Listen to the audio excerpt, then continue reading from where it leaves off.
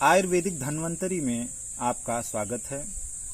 आज हम जानेंगे कंपवात, पार्किंसन अर्थात हाथ पैर में कंपकपाहट होना।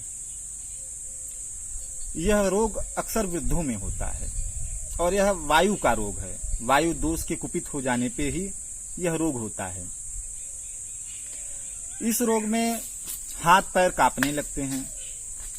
जब व्यक्ति चाय पीने लगता है या कुछ लिखने लगता है या छोटा सा भी काम कुछ भी हाथ से करने लगता है तो हाथ और पैर में कपकपाहट होने लगता है। और जो वृद्ध लोग हैं उनका सर में भी कपकपाहट रहता है, सर हिलता रहता है।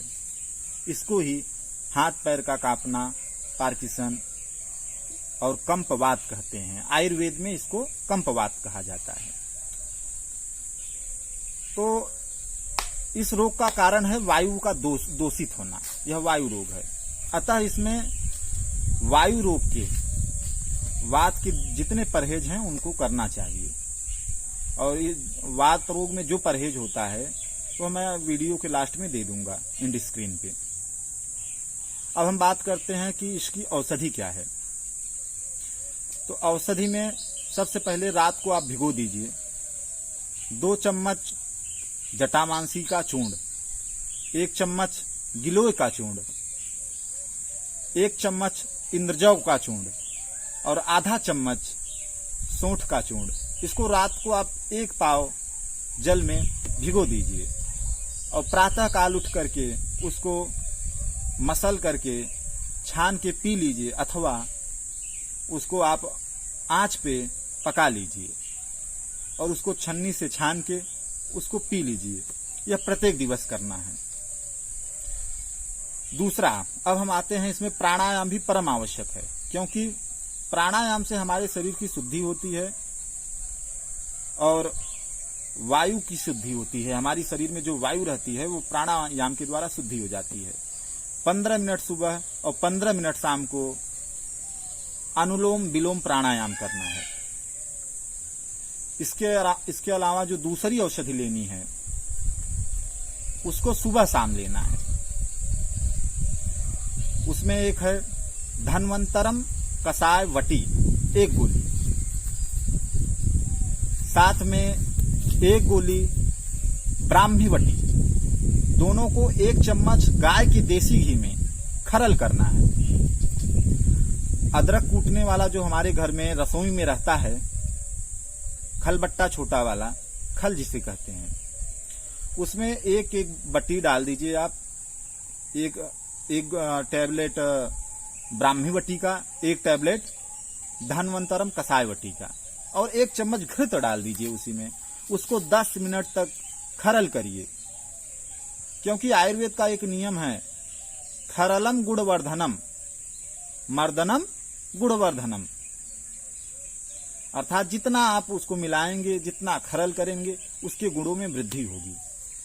यदि आप डायरेक्ट औषधि का सेवन करेंगे तो आपको फायदा नहीं होने वाला है। विधि से करिए तभी लाभ होगा। ऐसे प्रातः काल और सायंकाल करना है और दूध के साथ, गुनगुने दूध के साथ में इस औषधि को सेवन करना है।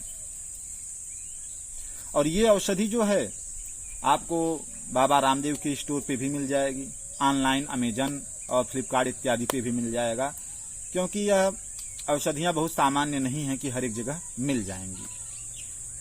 साथ में सोते समय जो रोगी है, जब वह सोने लगे उसके पूर्व में उसको एक और औषधि अपने नस्य को, माने उसको नस्य लेना है, उसको नाक में डालना रहेगा 2-2 बूंद ब्राह्मी घृत। उस औषधि का नाम है ब्राह्मी घृत। ब्राह्मी घृत सोने से पूर्व नाक में 2-2 बूंद डालना है। आपको मैं यह भी जानकारी दे देता हूं कि यह रोग जो है यह धीरे धीरे आता है। पहले शुरू में जो रोगी होता है उसको हल्का फुल्का प्रॉब्लम रहता है, हल्का फुल्का हिलता है, कांपता है हाथ पैर या सर, कुछ भी। धीरे धीरे अब बढ़ता जाता है। और इस रोग को दूर करने के लिए जितनी मैंने औषधि बताई है और प्राणायाम बताया है, कम से कम 4 महीने और 3 महीने यदि रोगी करेगा तभी उसको पक्का आराम मिलेगा। 1-2 महीने में तो राहत होना चालू हो जाएगा, लेकिन ऐसा यह असाध्य रोग है कि यह 4 महीना करेगा 4 मास तक इस औषधि का और प्राणायाम का वो अपने जीवन में सेवन करेगा, निश्चित वह ठीक हो जाएगा। और ये औषधियां और यह उपाय हमारे आयुर्वेद के ग्रंथों से लिए गए हैं। आप इन पर पूर्ण विश्वास करिए और इसको करिए। और यह किसी को भी हो सकता है, क्योंकि युवाओं को भी हो सकता है, और जिसकी वायु बिगड़ जाए वह उसको हो सकता है। साथ में एक चीज मैं और भी बता देता हूं, जो मैंने औषधि बताई है, जो इस औषधि को सेवन करेगा, यदि उसको लो बीपी है तो लो बीपी भी इसी औषधि से उसका ठीक हो जाएगा। जब वह 4-5 मास तक, 4-5 महीने तक इन बताए गए औषधियों का सेवन जो कर लेगा, वो अपना बाद में चेक करवाएगा, उसका जो लो बीपी की समस्या है वह भी ठीक हो जाएगी, क्योंकि दोनों रोग एक दूसरे के पूरक हैं और दोनों वायु रोग हैं। अतः ध्यान दें, वादी जो चीजें हैं उनको नहीं सेवन करना है। दाल में जैसे हो गया उड़द की दाल, मसूर की दाल और खट्टे खाने वाले फल, इनको नहीं सेवन करना है। कुछ जो सब्जियां हैं, वादी सब्जियां हैं, कटहल और कद्दू और भिंडी, इन सबको नहीं सेवन करना है। जितने वादी चीजें हैं, और इसमें फ्रिज में भी जो चीजें रख दी जाती हैं वो वादी हो जाती हैं, ठंडी हो जाती है प्रकृति में, उनका भी सेवन कम करना है। एसी में कम से कम रहना है। तो इतना आप कर लेंगे तो निश्चित तौर पे यह बीमारी ठीक हो जाएगी। आप हमारे चैनल को लाइक करिए, सब्सक्राइब करिए, शेयर करिए। आज के लिए इतना ही। अगर आपका कोई प्रश्न हो तो आप कमेंट करिए, किसी रोग के बारे में जानना हो तो कमेंट करिए, आपको वीडियो के माध्यम से आपको पूरी जानकारी दी जाएगी। वीडियो देखने के लिए धन्यवाद।